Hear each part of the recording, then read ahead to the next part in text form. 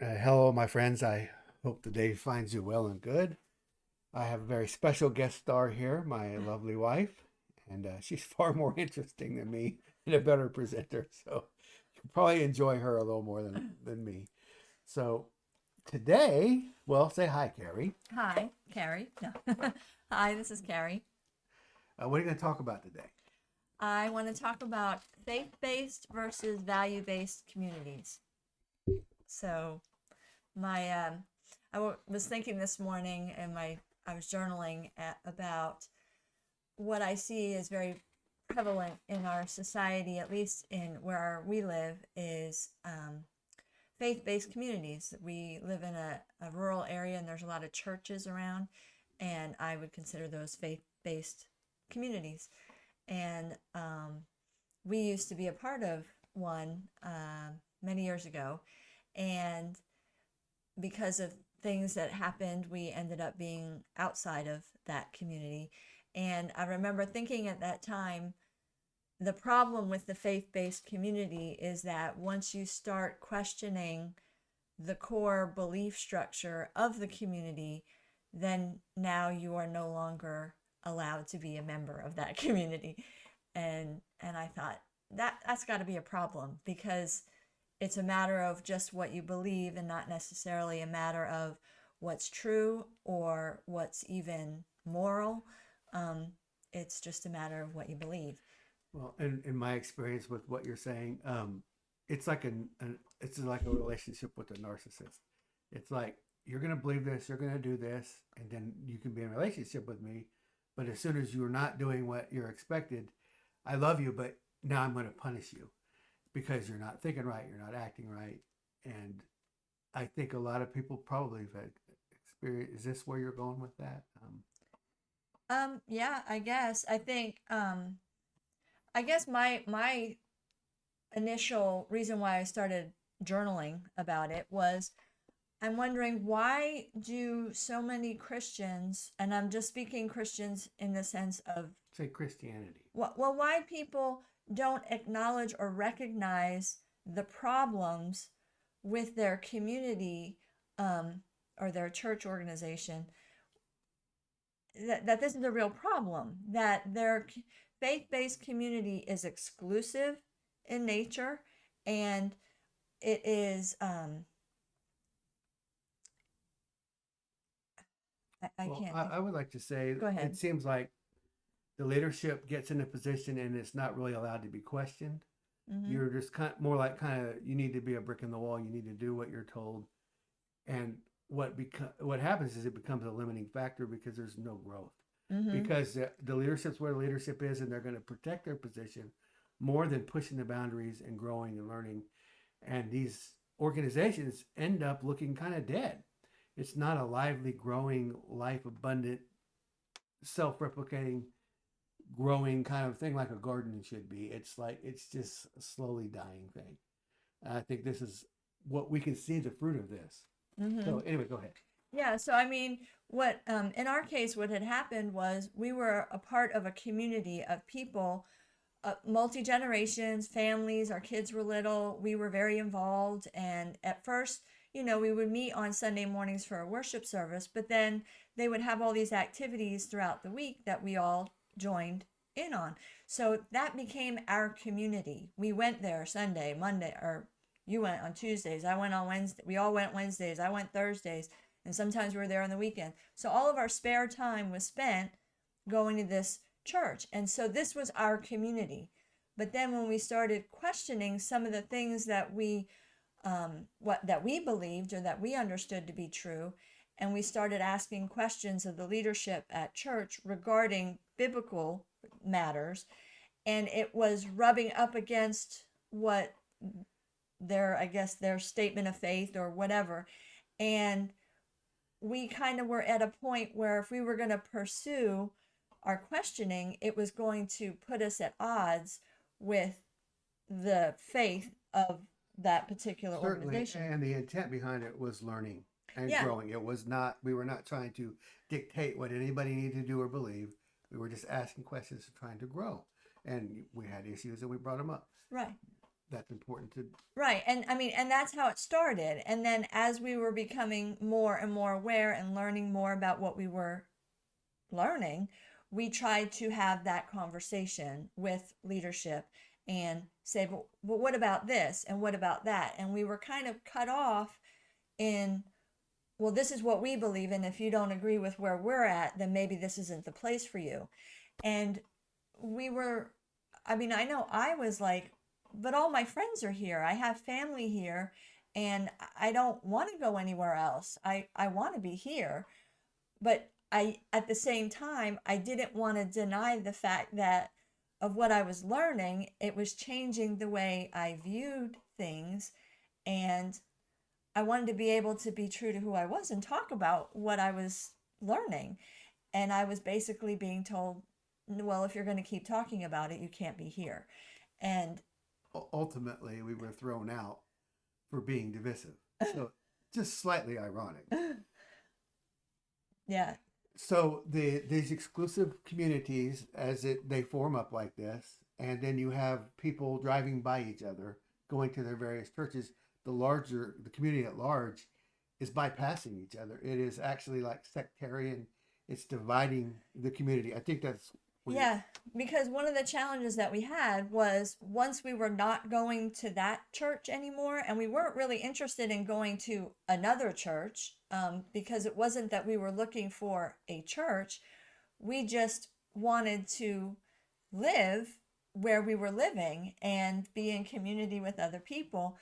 But all the other people that were around us were all going to church. And and what I found was like, I think that a lot of these churches, at least in this area, kind of hijack the natural community. So like my neighbors didn't have time for me because they were busy at their church.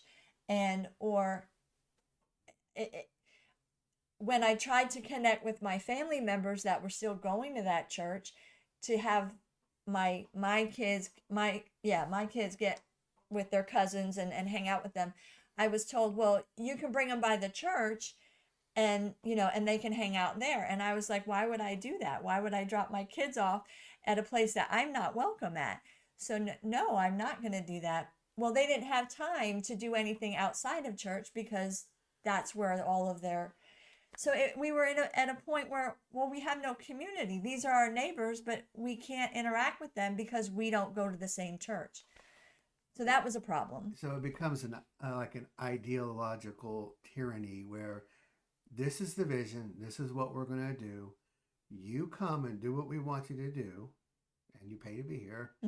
And what you want is not so important. This is the vision of what we're working on. And the bigger community is not what's important. It's whatever their vision, whatever they think needs to be happening. We're going to work on this missions, or we're going to do this, that, or the other. Meanwhile, the most important mission is right there in the community. Well, that's just it. That smaller community of, say, a church, in our case, well, I'll just use our example because I don't want to talk bad about everybody, and it's not really talking bad. It's just sharing my experience. Is they're very self-serving. They meet the needs of the people that are there in their organization. And while I agree that there may be an overarching, direction that the leadership wants to go, but ultimately they will serve those within their body, provided everybody stays true to the company line, that stays true, that doesn't rock the boat of what their common faith is. And then, and I guess my problem was, why can't other people see the problem with, well, what if you start seeing things differently? What if you start realizing, I believe this, but now I'm questioning that. I'm thinking, I'm leaning more towards that. Well, you can't voice that, because if you voice that, then you risk being outed. Yeah. You risk getting punished. And so there's a lot of people, in my opinion, that go to church that don't voice what they really believe. They just go along to get along. So it becomes a superficial love fest. Exactly. That's your term. Exactly. And I use that term because it came right out of, what I was experiencing, that's what it felt like a superficial love fest. Like everybody says, we love you, but we don't want to hear what you're really We thinking. don't bring our real If, problems. We're not working on the real things. It's just like everybody's okay, puts on a happy face, yeah, and and it's just harming the community at large. yeah, yeah. And what was bewildering me is that how can good people not see that this is a problem? And that part of it is because they're comfortable, they have their friends, they're not being outed, they think they're right. They don't question what they believe because in their mind they don't have a reason to question it because they already think it's true. And I mean, typically that's why we believe what we believe, because we think it's true. In our case, we happened to question what we were believing because we were seeing discrepancies.